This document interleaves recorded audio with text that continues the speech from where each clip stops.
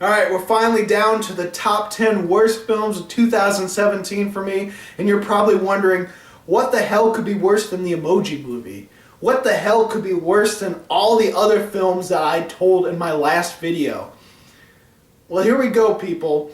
My number 10 is a movie I had just seen 2 days ago, and it somehow managed to make it into my top 10 worst films of 2017.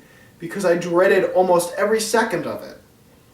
And I won't talk about it too much because hopefully I'll review it if I have the time. It is Pitch Perfect 3.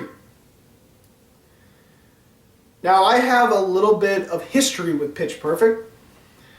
The first film, the first time I watched it, I enjoyed it. I thought it was funny. Unfortunately, sometimes you have family members that will rewatch things that they like a lot. And when it comes to a comedy that is built off of random, ridiculous humor, it gets old very fucking fast. And so I saw Pitch Perfect probably over 50 times because of family members seeing every Saturday where we play a game. I love those days. I love those nights where I get to spend time with my family and play crazy games and have fun and then have a movie on the background sometimes. Unfortunately, it was Pitch Perfect, and Pitch Perfect was played so often that I dreaded watching it again or hearing anything about it. And so I slowly hated it every time it was put on the TV. And so when number 2 came out and it was the same exact thing, of course I hated it. And so now number 3 comes out and it's the same thing that Pitch Perfect 2 did, and every kind of new thing that it added for this sequel is far dumber and far worse. So yeah, Pitch Perfect 3. Alright, my number 9 is a film that completely surprised me. Didn't know it even existed until it suddenly showed up in theaters. Now this is a rare occasion because I constantly look up movies that are coming out the next week, and I look at these straight-to-DVD movies and these movies that get limited releases and all the big movies. I look at the trailers and I'm like, oh, this could be interesting, and so I write it on my list to possibly see one day.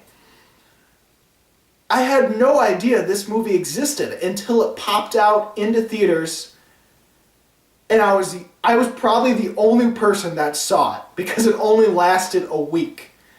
And this is crazy because Norm of the North in our theaters lasted longer than The Revenant.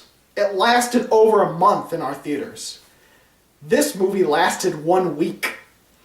It is Spark, A Space Tale. Ever heard of it? I sure didn't hear about it until it popped into theaters. I saw it. It was lame. And surprisingly, it is not the worst animated film I've seen so far in 2017. There's still one worse than it. Yes, worse than the Emoji Movie and worse than Spark, A Space Tale. My number 8 is another bad horror movie that's unintentionally hilarious. But it's still, despite it being unintentionally hilarious, it's still more boring to sit through than Friend Request and then Wish Upon. So my number, what is it? Yes, 8 is The Bye Bye Man.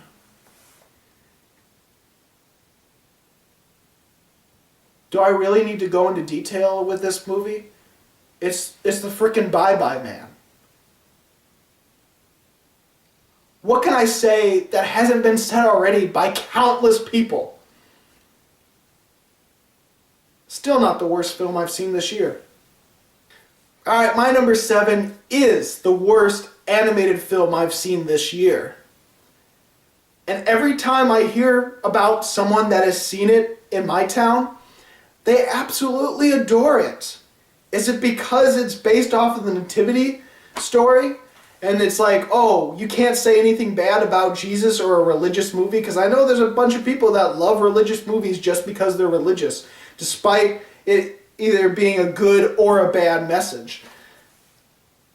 Yeah, my number 7 is The Star. This was very boring to sit through, save for the last couple scenes. I don't even want to talk about it. My number 6 is yet another movie that surprised me because I had no idea it even existed until a week before it came out. It's a December movie. I didn't think 2 December movies were bad enough to make my worst 20 of 2017. And both of them made it in my top 10 worst of 2017. My number 6, Just Getting Started. Oh my God, I can't believe this was in theaters. There's moments in this that are clearly unfinished and bland and so terrible. I mean, there's scenes that are clearly reshoots. And it's not like reshoots where it's like in Fantastic Four, you know, the newest Fantastic Four that was made, where you could tell the reshoots based on whether one girl was wearing a blonde wig versus when it was her normal hair. There's something like this in this movie. Except they didn't even manage to have the right hair color or the right length. In one scene, a woman has short blonde hair that doesn't even reach her shoulders. The next time they show her, I thought it was a different actress because the hair was black and all the way down to her back. And then the next scene she's in, back to blonde. Yeah. That's the kind of mistakes that are in this freaking movie. And I'm going to have to talk about it in detail one day because there's so much worse about it than just that inconsistency. Alright, my number 5 could shock a few people because this was a January film that didn't get a lot of buzz, didn't get a lot of talk about it. There's not many reviews out there for this movie, save for mine and a few others. And I had went online to say it's one of the worst films I had ever seen. It managed to be only my number 5, and that of this year of 2017, and it is Bad Kids of Crestview Academy.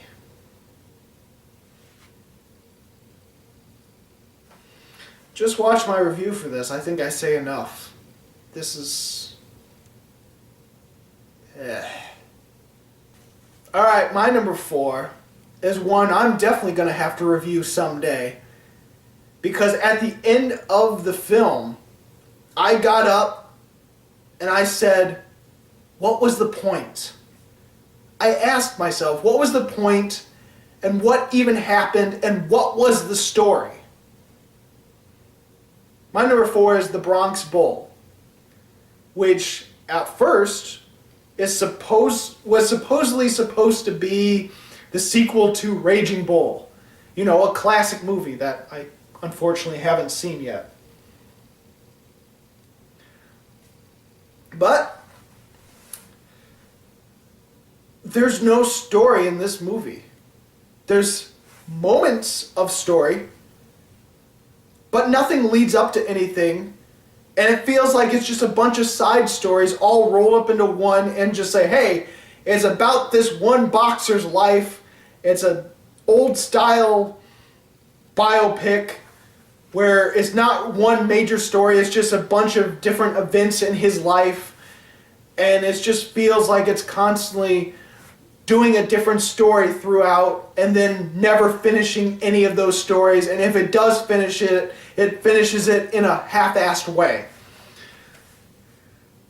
I have a feeling that once I see this director's other film that came out in 2017, movie called 9/11, with Charlie Sheen and Whoopi Goldberg, I have a feeling that movie will be in my worst of list along with The Bronx Bull. But I haven't seen 9/11 yet. I can only imagine. Alright, while The Bronx Bull had a few scenes that could be resembled as stories, my number 3 has no story at all. All it is just an artistic way of showing a series of events that ultimately mean nothing. It has a few scenes that could be resembled a story, but for the most part, it's just random nothingness. It is Dark Knight. No, not Christopher Nolan's Dark Knight. Dark Knight as in N-I-G-H-T. Where at first I thought, oh, this is not a documentary, but a true story about the shooting that occurred during the Dark Knight, which makes sense why it's called Dark Knight. Yeah, something like that, but it's not the actual shooting. These are different characters, and so it's inspired by that. But there's very little that have any sort of story about a person that eventually goes into a theater and shoots up people. In fact, the ending is him going into the theater and then just ending. And there's a few moments here and there where he's like sort of preparing for it, where he buys a gun, and one moment he has a gun and he walks in the middle of the street and no one notices, and he aims inside a house through a window and no one notices, and then it's just the next scene of just completely randomness of all these different people that are supposedly going to be in the theater, but you never see get into the theater because you never see the theater scene, and so nothing happens. Somehow, a movie where it's nothing that happens is only my third worst film of 2017. So let's get into our top two. My number two has to be one of the ugliest movies I've seen in 2017. And has one of the worst messages you could possibly imagine. It is called The Crash. Seriously, this has to be one of, if not the worst cinematography I have ever seen in a movie. It is constantly filled with shots that are just baffling and full of shaky cam that's unnecessary and saturated with just this yellow putrid color. It is terrible. God damn it, I can't believe how awful this film is. And I'll just have to review it one day and talk about its message, because its message is one of the stupidest things I've ever heard.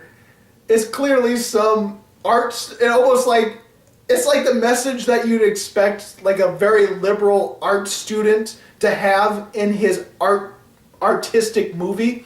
But it's not an artistic movie, and it's barely a financial thriller that it claims to be.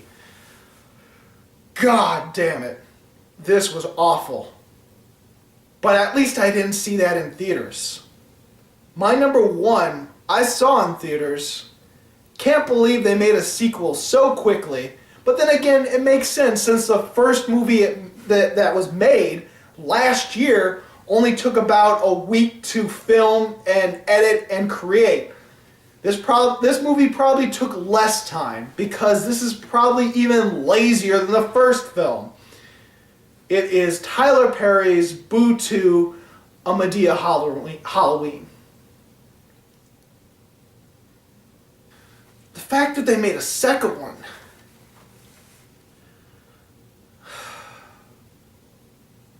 Yeah, it's the worst film I've seen in 2017. It was an actual theater experience. And the only laughter that happened in the screening for this film, the only laughter came from very young kids that laughed at the slapstick and the, I'll say voices, because it's not accents, it's the voices of the characters that are clearly made to be stupid and ridiculous. And it wasn't the things that were being said that the kids were laughing at, it was the funny voices that the characters made. And the only other laughter in the theater was from a legit mentally handicapped person in the theater. I'm not trying to diss mentally challenged people. He was literally mentally challenged. And so when a movie only succeeds, its jokes, its laughter is coming from children and mentally handicapped people, if you happen to like this movie, well, what does that say about you? This is awful. This was a horrible movie. Alright, so that was my top 20 worst films of 2017. Do you even know that some of these films exist? Did you hate these films like I did? Did you like them somehow?